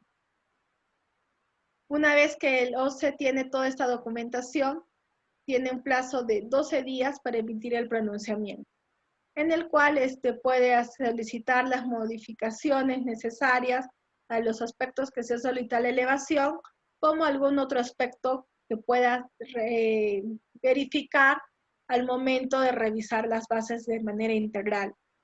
Si el OCE verifica que hay disposiciones que transgreden la normativa de contrataciones del Estado, lo que va a hacer es emitir un informe y le va dirigido al titular de la entidad para que declare la nulidad del proceso de selección. Recordemos que toda disposición por parte del OCE es de cumplimiento obligatorio por la entidad. No podríamos nosotros hacer caso omiso a lo que el organismo supervisor de las contrataciones del Estado nos está recomendando, nos esté modificando, nos esté indicando. Tenemos que cumplir bajo sanción de que no solo pueda proponer la nulidad, sino también que nos bloquee el procedimiento de selección, porque una de sus facultades justamente este organismo es la de la suspensión o bloqueo de los procesos si es que no se cumple con lo que dispone. Una vez absueltas las consultas, las observaciones, integrar las bases o emitió el pronunciamiento, se prosigue con la cuarta etapa, que es la de presentación de ofertas. La presentación de ofertas actualmente es electrónica en todos los tipos de procedimiento de selección, lo cual conlleva a que más postores se puedan presentar. Antes teníamos un promedio de 1.8 postores por proceso de selección y ahorita ese promedio es de 4.6, es decir, casi 4 ofertas se van a presentar por procedimiento de selección que nosotros llevemos a cabo. La presentación de las ofertas se tiene que realizar a través de la plataforma del SEACE, cargando la documentación exigida en las bases, tanto los requisitos de admisibilidad como los criterios de calificación y factores de evaluación establecidos, las cuales tienen que ser correctamente, tienen que ser nítidas. Tenemos que tener mucho en cuenta en ello que la documentación que escanean los postores sean nítidas para que el comité pueda leerlo. A veces, ¿qué sucede? Nosotros imprimimos o nuestra impresora está mal o bota mucha tinta, tal vez en la impresora no se lee, pero si vamos a la computadora sí se lee. Entonces tendríamos que hacer, en realidad, hasta a veces ese doble trabajo antes de rechazar una oferta cuando esta no sea clara o no sea nítida, porque tal vez es un problema más de la impresión que de la oferta propiamente dicha. Entonces, una vez que se presenta la oferta, lo que tiene que hacer el comité de selección al día siguiente es verificar los requisitos de admisibilidad que están establecidos en el capítulo 2 de la sección específica de las bases, en el numeral 2.211, en el cual tenemos que verificar que haya presentado el anexo 1, su acreditación, en el caso de persona natural, su DNI, en el caso de persona jurídica, su vigencia de poder que tenga una antigüedad no mayor a 30 días, su declaración jurada del artículo 52, la promesa de consorcio con firma legalizada, de ser el caso, y el monto de la oferta. Tengamos en cuenta que la oferta tiene que ser elaborada en idioma castellano, y si está elaborada en otro idioma, tiene que adjuntarse la traducción por traductor público o juramentado o traductor colegiado o certificado. Salvo que sean folletos. Los folletos sí podrían ir en el idioma de origen. El postor tiene que, al momento de elaborar su propuesta, tiene que numerarla, es un requisito formal, y aparte la tiene que firmar. Esta firma tiene que ser manuscrita, no puede agarrar una firma y copiarla y pegarla en cada uno de los archivos. En realidad tiene que darse el trabajo de suscribir cada uno de los documentos de la oferta. Asimismo, tiene que avisar cada una de las hojas que conforman la oferta para poder, como requisito de admisibilidad. Una vez admitida la oferta, habiendo verificado el cumplimiento de las declaraciones juradas, su vigencia de poder que está foliada, firmada y rubricada, entonces vamos a pasar a los requisitos, a verificar sus factores de evaluación y por último sus requisitos de calificación. En el caso de los factores de evaluación, le vamos a dar el puntaje establecido, de acuerdo a los factores que ha establecido, precio, otorgamos 80 puntos, plazo de entrega 10 puntos, y garantía comercial 10 puntos, 100 puntos. Si tiene 100 puntos, le otorgamos el puntaje. A las dos mejores ofertas económicas, les vamos a pasar a verificar los requisitos de calificación, su capacidad legal, su capacidad técnica profesional, la experiencia del postor, y en el caso de obras, la solvencia económica, de acuerdo a lo que hayamos establecido en las bases. Y en base a ello vamos a determinar al ganador de la buena pro, ¿no? Entonces verificamos los requisitos de admisibilidad, le otorgamos el puntaje a los dos mejores puestos, al primer y al segundo puesto en el caso de bienes y servicios, vamos a calificarlos. Vamos a verificar si cumplen los requisitos de calificación y la mejor oferta técnico-económica se le otorga la buena pro. En el caso de obras es a los cuatro mejores puestos.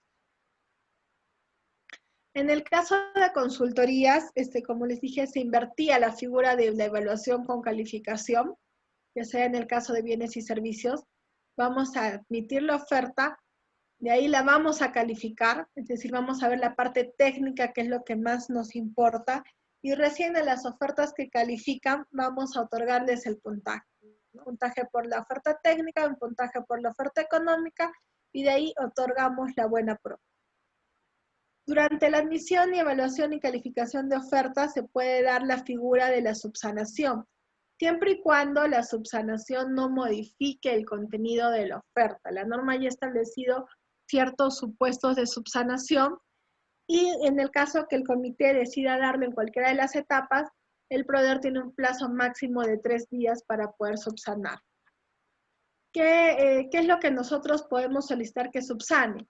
La omisión de una determinada información en los formatos, distintas al plazo o al precio de la oferta económica. Entonces, en los formatos, tenía que marcar, tenía que consignar su teléfono. Entonces, no lo consignó, entonces podríamos observarle para que nos consigne el teléfono. O en el formato, no consignó, la denominación de la entidad, ¿no? La adjudicación simplificada 6/2020. Entonces, podríamos solicitarle que también lo subsane. Se equivocó en la nomenclatura. No puso que era la adjudicación simplificada 6, sino le puso que era la 5. Entonces, podemos solicitarle que corrija la nomenclatura del proceso. En el caso que no haya firmado, podríamos solicitarle también que corrija, se olvidó de una firma, podría subsanar esa firma, menos de la oferta económica. De la oferta económica no se puede subsanar la firma. En el caso que no haya foliado, también podríamos solicitarle que lo folee. En el caso que no haya presentado la promesa formal de consorcio con firma legalizada, también podría ser subsanado. Si no adjuntó la traducción de los documentos que tienen otro idioma, también puede ser subsanado. Los referidos a las fechas de emisión o denominación de las constancias o certificados emitidos por entidades públicas podrían ser subsanados, o a los referidos a la divergencia en la información contenida en los documentos, siempre que son circunstancias materia de acreditación existiera al momento de la presentación de la oferta. Entonces, a veces las entidades se equivocan en emitirnos los documentos y no le puso 2020 y se equivocó, le puso 2021. Entonces, ese error material podríamos solicitar que lo corrija. Después, los errores u omisiones contenidos en documentos públicos emitidos por la entidad pública o un privado ejerciendo función pública también. Es decir, no me adjuntó la vigencia de poder. Entonces, la vigencia de poder es un documento emitido por una entidad pública, entonces podríamos solicitar que lo subsane siempre y cuando haya sido expedido con fecha anterior a la presentación de ofertas. Entonces, tenía que presentarme las ofertas el día de hoy, 3 de septiembre. Entonces, si le digo que me subsane la vigencia de poder, si yo veo que lo han emitido el 2 de septiembre, se acepta, pero si ha sido emitido el mismo día de la presentación o de manera posterior, no se debe aceptar. La no presentación de documentos, y ahí está justamente la no presentación de documentos emitidos por entidad pública o un privado ejerciendo función pública. Por ejemplo, yo estudié en una universidad particular, en la Universidad Católica Santa María, y me olvidé de adjuntar mi título profesional. Entonces, ¿se podría subsanar la presentación del título profesional? Sí se podría subsanar, porque si bien la universidad es privada, al emitir el título ejerce función pública en nombre del Estado, es que emiten ese título profesional, por lo cual podría ser un documento subsanable. Muy distinto es que me olvidé el certificado de trabajo de la empresa XY Sociedad Anónima Cerrada en adjuntarlo, entonces ya no es subsanable porque ese es un documento privado, netamente. Entonces son los supuestos bajo los cuales el comité de selección o el OEC podría determinar la subsanación de las ofertas. Como les indicaba, no es subsanable el plazo ofertado ni la falta de firma de la oferta económica. Si no firmó la oferta económica y lo que hizo fue pegar tal vez la firma, ya hay resoluciones del OCE, la 2111 del 2019, que establece justamente que al no haber establecido su voluntad el representante legal de la empresa respecto a la oferta que estaba presentando, no es subsanable, por ende se tiene que tener por no admitida. Adicionalmente, en la oferta económica, lo que sí podrían subsanarme es la falta de la rúbrica o foliación del documento, más no la firma, ni mucho menos el monto que estoy ofertando, ¿no? Y podría darse corrección de errores aritméticos siempre y cuando sea un proceso a precios unitarios y hubo un error en el cálculo de las multiplicaciones o en la suma de los productos, entonces el comité tiene que evaluar cada uno de las operaciones aritméticas, establecer el monto final y en base a ello consignarlo en el acta y hacer la corrección que corresponda. Ahora bien, y un poco ya para terminar, hay ofertas que nosotros podemos rechazar. ¿Cuándo vamos a rechazar una oferta? Cuando la oferta puede ser muy temeraria, ¿no? Nosotros establecimos un valor referencial de 200.000 soles y el proveedor me oferta 50.000. Entonces, ante esas ofertas temerarias con las cuales se puede ver que el valor que me están ofertando es sustancialmente inferior al valor que nosotros estimamos, que consideramos que es el precio justo dentro del mercado, entonces podemos solicitarle al proveedor, suspender la buena pro y solicitarle al proveedor que nos sustente su precio, ¿no? Que nos remita una estructura de costos en las cuales considere cada uno de los aspectos de la oferta y de esa manera nosotros evaluar y determinar si le otorgamos o no la buena pro. Porque si es una oferta muy temeraria, podría ser que el proveedor no vaya a poder cumplir con la misma y nos vaya a perjudicar con una resolución de contrato. Y a nosotros lo que nos interesa como entidad es que la contratación se formalice y se pueda llevar a cabo. Entonces, y finalmente también se puede rechazar una oferta cuando esta oferta supera también nuestro valor estimado. ¿Qué sucede si nosotros establecimos un valor estimado de 200.000 soles y el proveedor nos oferta 220.000? Entonces, hasta esta circunstancia no es que la voy a rechazar de plano, sino lo que tenemos que hacer como comité es, uno, solicitar certificación presupuestal, porque mi presupuesto solo es por 200.000. Entonces, tenemos que ver si hay marco presupuestal para aceptarlo. Si hay presupuesto, entonces tendríamos que recurrir al titular de la entidad para que el titular decida si se le otorga o no la buena pro. Cumpliendo estas dos formalidades de contar con la certificación presupuestal y la autorización del titular, se podría adjudicar la buena pro de una oferta por encima del valor estimado. Caso contrario, se tendría que rechazar. En el caso que en nuestro proceso nosotros no tengamos ninguna oferta válida, la consecuencia es que lo vamos a declarar desierto, ¿no? Al declararlo desierto significa que lo tenemos que volver a convocar. Si fue una licitación o concurso público, la segunda convocatoria va a ser una adjudicación simplificada. Si fue una adjudicación simplificada, nuevamente tengo que llevar a cabo la adjudicación simplificada. Si fue una subasta inversa electrónica, nuevamente tiene que hacer una subasta inversa electrónica. Si fue una selección de consultores individuales, nuevamente llevo a cabo mi selección de consultores individuales. Entonces lo tengo que volver a convocar, pero previamente el comité de selección tiene que analizar las causas por las cuales se declaró desierto. Si fue un tema de los postores, porque estos formularon mal su propuesta y por distintos motivos se tuvieron que rechazar, o es un tema ya de las especificaciones técnicas o un tema del valor estimado u otro tema, entonces se tendrían que tomar las medidas correctivas correspondientes. Si no hay una modificación del expediente de contratación, es decir, de la indagación de mercado y de las especificaciones técnicas, Entonces, con la aprobación primigenia, nosotros podemos volverlo a convocar. Pero si hay una modificación de especificaciones técnicas o de la indagación de mercado, se tiene que realizar una nueva aprobación. Siempre, lo que sí siempre se va a aprobar nuevamente son las bases, porque las bases van a cambiar de acuerdo a la convocatoria que se esté llevando a cabo. En el caso de subastas inversas electrónicas, si nuestro proceso queda desierto más de 2 veces, entonces la norma nos permite que la tercera convocatoria pueda realizarse a través de una adjudicación simplificada.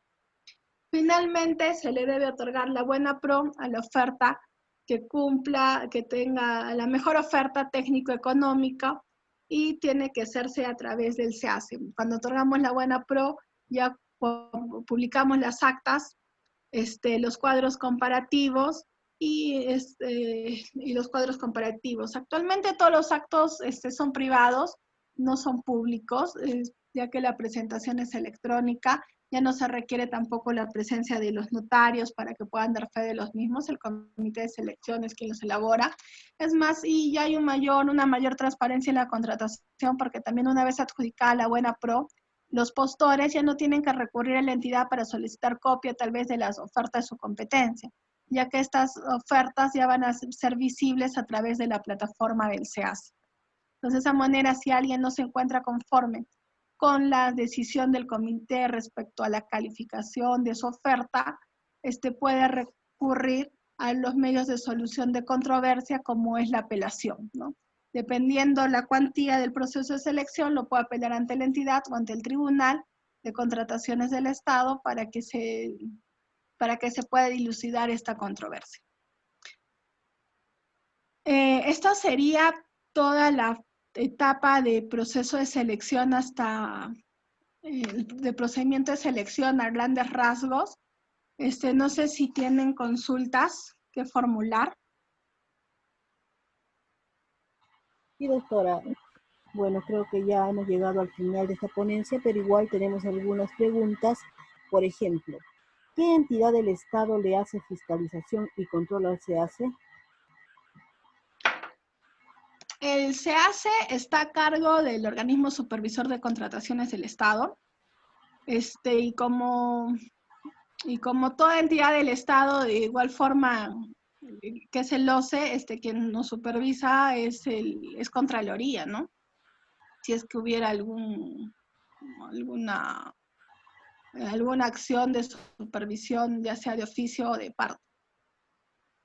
Pero a cargo del sistema y tanto su funcionabilidad y sus adecuaciones es a cargo del OCE a través de la dirección del SEACE. Bueno, otra pregunta muy relacionada dice, ¿por qué de manera recurrente se vienen violando los pasos y requisitos en las contrataciones del Estado y no hay ningún ente gubernamental que intervenga? Bueno, habría que ser más específicos en qué sentido se están violando los pasos, ¿no? Ya que en realidad la norma es clara, la norma establece cuál es el procedimiento que se debe seguir y en cierta forma ha establecido a través del sistema de contrataciones un mecanismo de control para que se sigan esos pasos, ¿no? Ya más depende en realidad de las personas que de las leyes o de las instituciones como tal, ¿no? Que son los que ejecutan los actos en sí. La idea es tener gestiones eficientes que cumplan la normativa de contrataciones. Ya hay circunstancias particulares, pienso yo, que pueden escaparse, pero ya depende más de las personas que hasta de las mismas instituciones. Siguiente pregunta. En la ley de contrataciones había un rubro donde aceptaba una sola marca de varios proveedores. ¿Es correcto?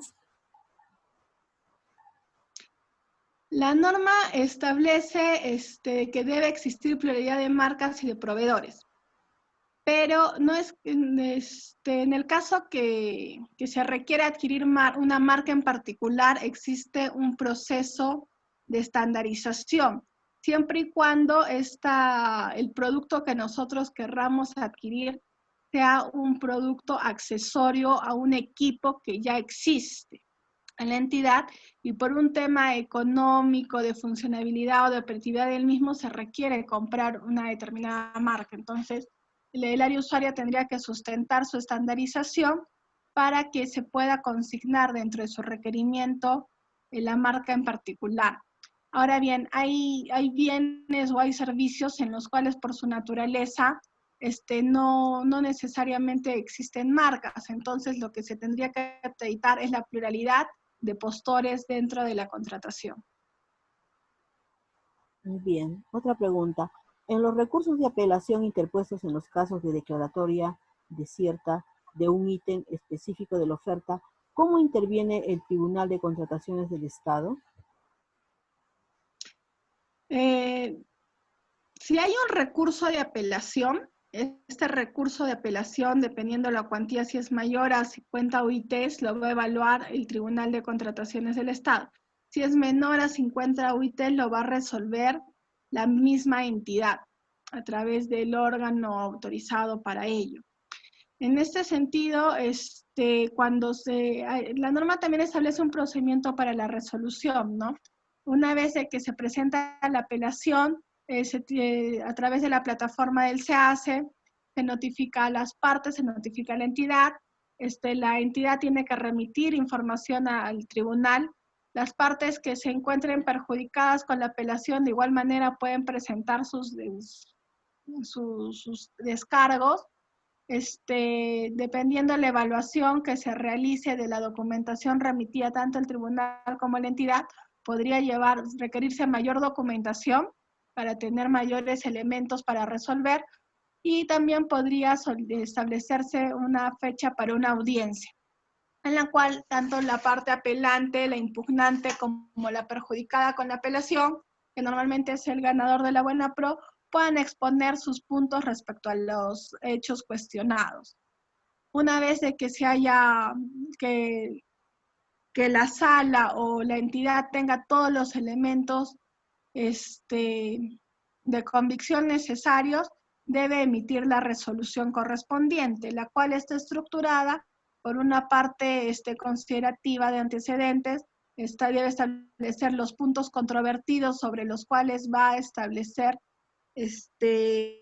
análisis y finalmente la resolución, si el recurso es declarado admitido, no admitido, admitido en parte, improcedente. Entonces, de esa manera se sigue el procedimiento de apelación, ¿no?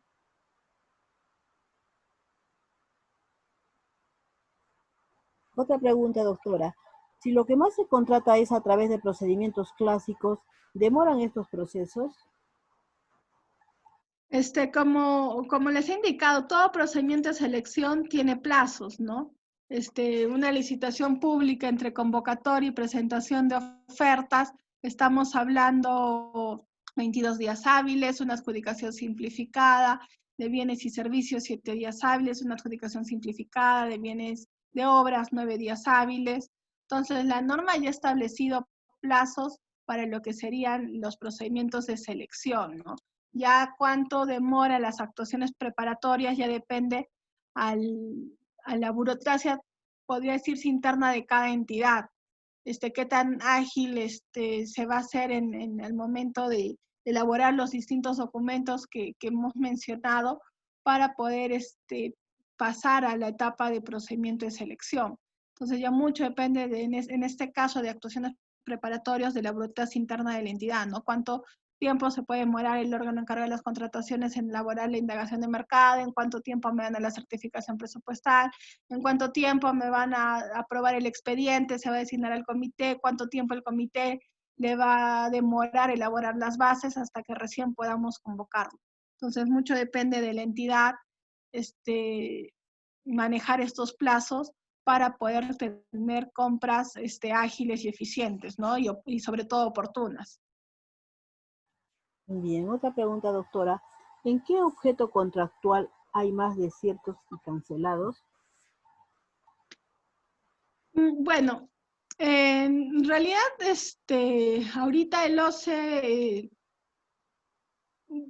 respecto a, desde que entra en vigencia la normativa de contrataciones de las presentaciones de ofertas electrónicas, que en realidad es 1 año y medio aproximadamente, no ha sacado ninguna estadística sobre desiertos y cancelados que yo haya podido verificar. Lo que sí se han reducido, en realidad, en el caso de los desiertos, porque tenemos mayor participación de postores. La estadística que ha sacado el OCE justamente es esa, ¿no? Antes de que la presentación de ofertas sea electrónica, se presentaba a lo mucho un postor por procedimiento de selección, lo cual generaba que si el proveedor no cumplía alguno de los requisitos, mi proceso tenía mayor posibilidad de quedar desierto. Actualmente la presentación de postores por procedimiento de selección en estadísticas generales, macro en realidad, es de 4 postores por proceso. Entonces significa que tengo 4 postulantes en el proceso, en el cual tal vez uno se equivocó, todavía me quedan 3 que puedan tener la posibilidad de adjudicarse la buena pro y minimizar justamente el grado de desierto. Además, la norma también, esta ley 3022.5 es una ley mucho más permisiva en cuanto al tema de las subsanaciones. Antes la norma no permitía subsanar nada en realidad. Entonces, si me equivocaba, no lo foliaba, no lo firmaba, entonces me rechazaba mi oferta. Ahora no, la norma me estableció mayores parámetros en los cuales yo puedo subsanar mi oferta y en las distintas etapas, tanto en la admisibilidad como en la evaluación y en la calificación, ¿no? Si es que hay alguna omisión que no modifique el fondo de la oferta, puede ser subsanada.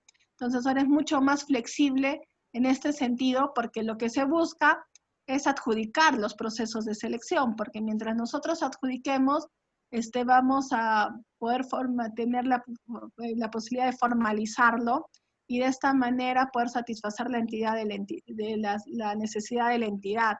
Lo que no se busca es que el proceso se caiga, porque esto nos demora más tiempo. Entonces, los desiertos en realidad actualmente yo pienso que sí se han reducido porque hay mayor cantidad de participantes y de postores en los mismos. Ahora, en cuanto a la cancelación es una figura distinta. En realidad, la cancelación es una decisión de la entidad de ya no llevar a cabo el procedimiento de selección convocado, ya sea por un tema presupuestal o porque ha desaparecido la necesidad o un caso fortuito fuerza mayor. Entonces yo llevé a cabo mi proceso de selección, lo tengo convocado, el comité está ejecutándolo, pero viene una decisión de la entidad, el titular de la entidad o el funcionario que tenga facultades que decide que se cancele y que ya no se lleve a cabo. Lo que salvo hay que tener en cuenta que si se cancela el proceso de selección, ya no lo podemos convocar en este ejercicio presupuestal. Tendríamos que convocarlo, en todo caso, si persiste la necesidad, en el próximo ejercicio presupuestal. Salvo que sea por un tema de presupuesto propiamente. Nosotros teníamos una necesidad que la convocamos, pero se dio una necesidad mucho más urgente, en las cuales no tenemos los fondos públicos y para poder pagar tenemos que cancelar este proceso que está en curso. Entonces, por un tema presupuestal sí lo hemos cancelado para poder satisfacer una necesidad que se ha priorizado por su urgencia. Entonces podríamos poderlo volver a convocar si es que hay una nueva asignación de recursos. Bien, doctora, ¿qué pasa si hay un solo postor o ninguno? Si hay un solo postor y este postor cumple con la admisibilidad, la evaluación y la calificación, se le tendría que otorgar la buena pro. Si es un proceso de licitación, concurso público, adjudicación simplificada, comparación de precios, selección de consultores individuales. A diferencia de la subasta inversa, en el caso de subasta inversa, la norma me obliga a que yo tengo que tener 2 ofertas válidas para adjudicar. Si no tengo 2 ofertas válidas, la consecuencia es de que voy a declararlo desierto. Y si no tengo ningún postor, nadie se presentó, entonces la consecuencia es declararlo desierto. Obviamente hay que analizar por qué motivo nadie se presentó. Esa responsabilidad, de acuerdo a lo que establece la norma, recae en el comité o en la persona del órgano encargado de las contrataciones que dirige el procedimiento de selección. Y hay que analizar si es por un tema tal vez de que las especificaciones técnicas los postores no las cumplen, o en todo caso es un tema de precio, o es un tema inherente netamente a los postores, ¿no? Porque tuve varias ofertas, o tuve ofertas, pero se equivocaron al no firmar, o se equivocaron en alguna, porque no me adjuntaron alguna documentación requerida, pero que sí la tiene, entonces hay que analizar para tomar las medidas correctivas. Obviamente toda declaratoria de desierto es una alerta y me obliga a tomar medidas correctivas para evitar que al volver a convocar el proceso vuelva a generarse los mismos inconvenientes y no se adjudique, ¿no? La idea es que buscamos es justamente que se adjudique. Bien, otra pregunta, doctora. ¿Y qué pasa si no se cumplen los tiempos en cada proceso y al final, por el tiempo, no se logra la adquisición? Ay, un poquito, podrían ser más específicos en las consultas. ¿Qué sucede si no se cumplen los plazos? En realidad, si establecemos de los plazos mínimos, el SEACE no me va a permitir convocar por plazos menores a los que ya hemos establecido. Ahora, si la entidad, de acuerdo a los plazos que se establecen en el cronograma, lo dilata en el tiempo, habría que ver cuál es el motivo de esa demora, ¿no? Y podría acarrear responsabilidades administrativas. La norma estableció plazos y estos plazos se tienen que cumplir. Y si no se cumplen, habría que establecer los motivos por los cuales no se han podido llevar a cabo y podría generar algún tipo de responsabilidad. Bueno, una pregunta más, doctora. Cuando se otorga la buena pro y el proveedor no puede atender, hay un tiempo establecido para informar al área usuario. ¿Hay sanción a ese proveedor? La buena pro se da a través de la plataforma del SEACE y hay una obligación tanto a la entidad como para los postores y los proveedores de hacerle un seguimiento constante. Entonces el proveedor está en cuestión de verificar qué fecha se le otorga la buena pro para que pueda presentar la documentación. En realidad, sí, ¿qué les digo? Hace unos 6 años, sí, más o menos 6 años, se le tenía, una vez otorgada la buena pro, se le tenía que llamar al proveedor y mandar un documento, invitándolo a la firma del contrato, ¿no? Actualmente eso ya no existe, con la funcionalidad del SEACE, que ahora todo es electrónico, el proveedor se entiende válidamente por notificado el mismo día que se otorga la. Entonces, si lo vio, entonces se notificó, y si no lo vio, igual ese mismo día se entiende que está por notificado. Entonces los plazos ya empiezan a correr. Correr los plazos, el proveedor está en la obligación de cumplirlos y presentar la documentación para perfeccionar el contrato dentro de estos. Si no, perder automáticamente la buena pro y se tendría que llamar al segundo puesto. Si no tenemos segundo puesto, se tendría que declarar desierto y volver a convocarlo.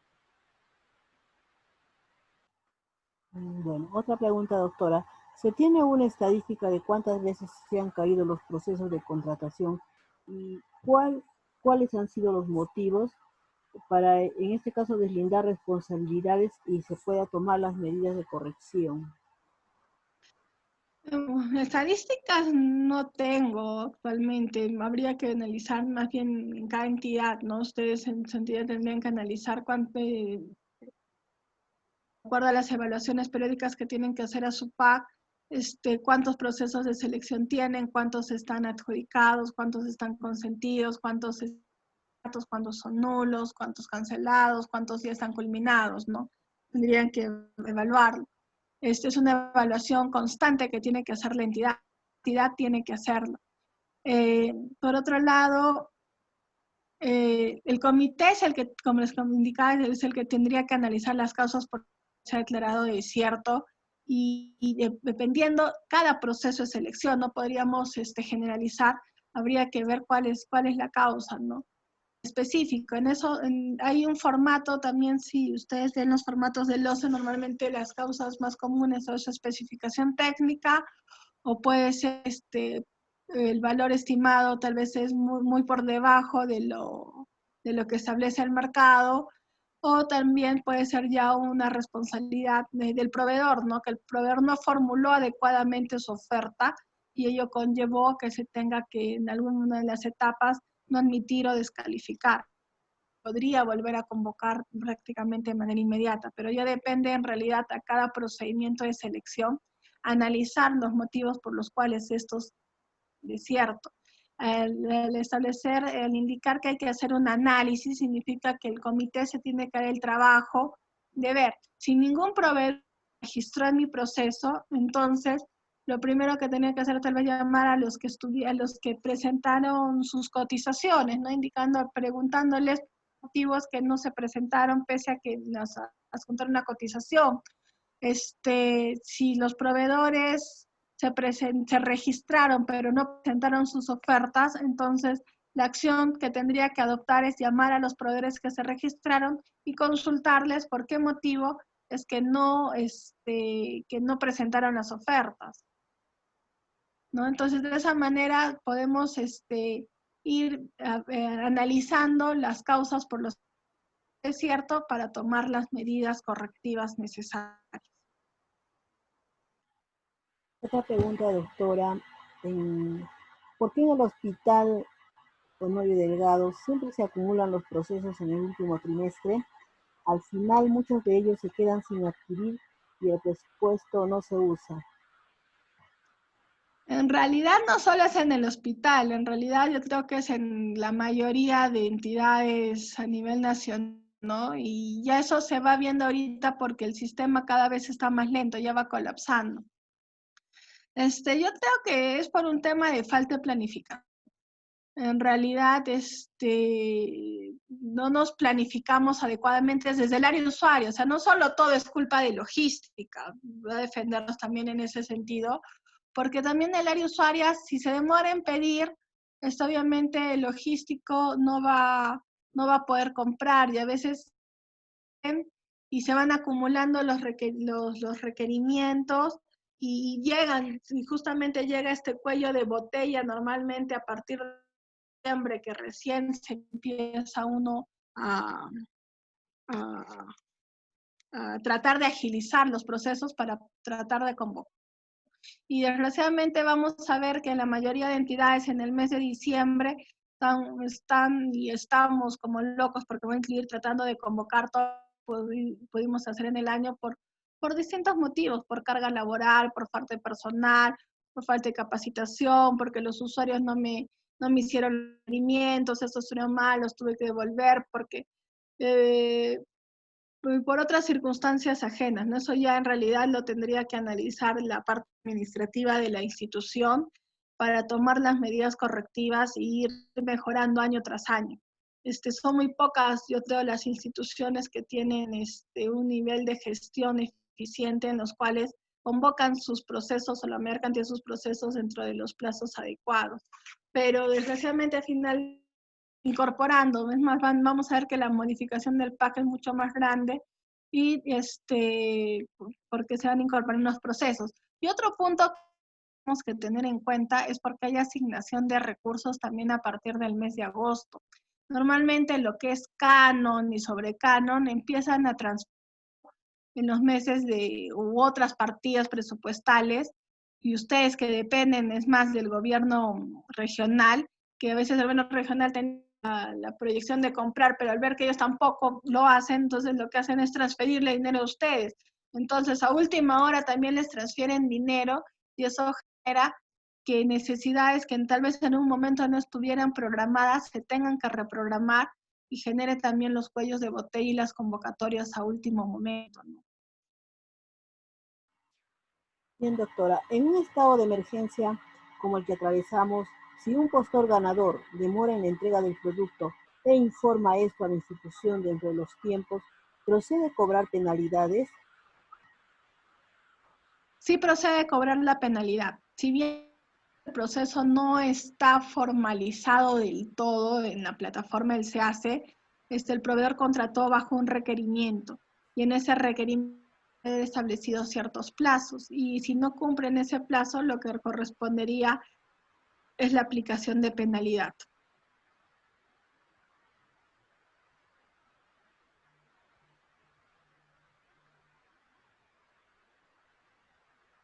Doctora, ¿en qué casos puntuales interviene el Tribunal de Contrataciones del Estado? El Tribunal de Contrataciones, las dos funciones que tiene es justamente resolver los recursos de apelación cuando los montos son mayores a 50 OITs o en el caso de nulidades, porque obviamente el titular no puede ser juez y parte, entonces la nulidad ya le vería el tribunal.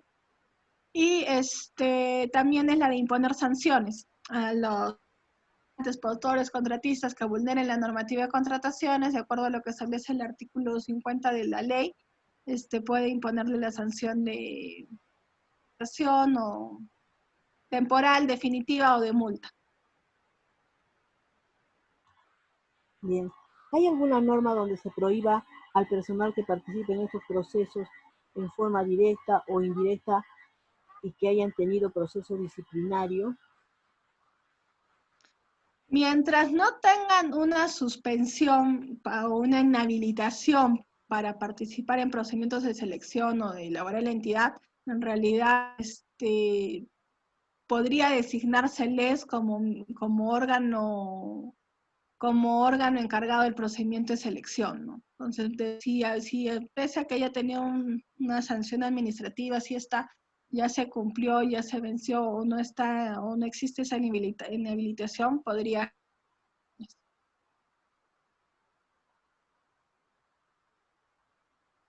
Bueno, quisiera, acá hay la última pregunta. Si presentamos los requerimientos y no nos han dado presupuesto, ¿no recibirían el expediente? En realidad, múltiples necesidades, pero estas necesidades tienen que estar programadas. Si no están programadas, obviamente no se van a poder atender.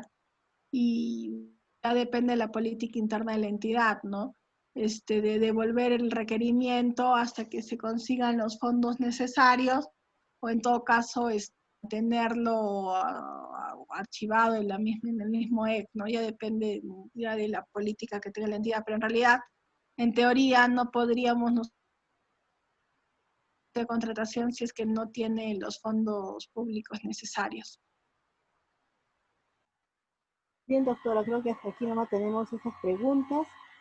Ya llegando nuevamente al final de esta ponencia, nuevamente decirle que ha sido una ponencia muy clara, precisa y de mucho provecho, yo creo, aquí para todo el personal y sobre todo al personal que está involucrado en estas acciones de contrataciones.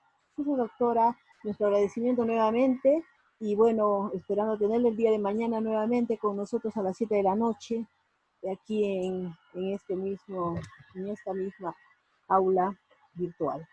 Bueno, también decirles a los participantes que el día de mañana nuevamente estaremos reunidos a las 7 de la noche. Más bien, sí, quizás ha habido una confusión el día de hoy por el cambio ayer de link. Quiero nuevamente, bueno, algunas personas también que han tenido algunas confusiones y pedirles las disculpas del caso, porque bueno, a veces por esas cosas surgen, ¿no? Surge esto, pero indicarles que el día de mañana vamos a ingresar con el link. Tenemos nosotros un mensaje enviado a ustedes que contenía las 3 fechas, 2, 3 y 4 de septiembre. Entonces, ese link es el válido. Bueno, por causa de fuerza mayor, el día de ayer se cambió, pero nosotros seguimos con el link, el primer que se transmitió el primer día, tanto a los celulares como a los correos. Entonces, por favor, el link para el día de mañana es el que dice 4 de septiembre, que al final es el mismo de hoy día. Si ustedes ven, los números son iguales, el link es igual, pero igual está especificado como día 4. Entonces, muchas gracias, señores participantes, y hasta el día de mañana. Muy amable. Hasta mañana.